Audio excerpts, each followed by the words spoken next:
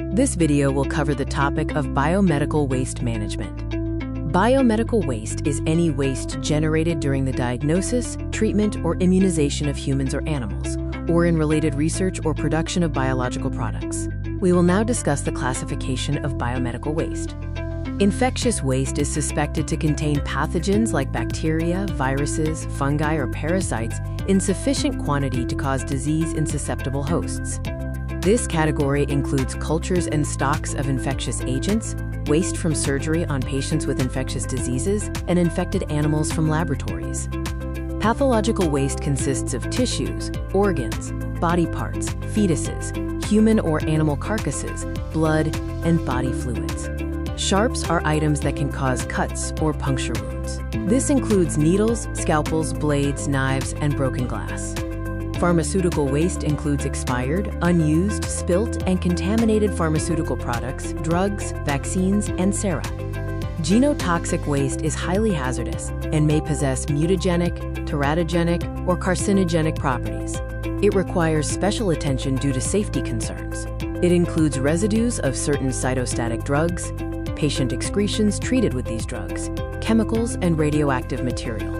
Chemical waste consists of discarded solid, liquid, and gaseous chemicals. Chemical waste is hazardous if it is toxic, corrosive, flammable, reactive, or genotoxic. Wastes with high content of heavy metals are a subcategory of hazardous chemical waste and are usually highly toxic. Examples include batteries, broken thermometers, and blood pressure gauges. Pressurized containers often store gases used in healthcare, such as anesthetic gases, ethylene oxide, oxygen, and compressed air. Radioactive waste includes X-rays, alpha and beta particles, and gamma rays emitted by radioactive substances. Biomedical waste is primarily generated from healthcare establishments. This includes hospitals, nursing homes, veterinary hospitals, clinics, dispensaries, blood banks, animal houses, and research institutes. We will now look at the methods for disposal and segregation of biomedical waste. Category 1, human anatomical waste, is treated by incineration. Category 2, animal waste, is treated by incineration or deep burial.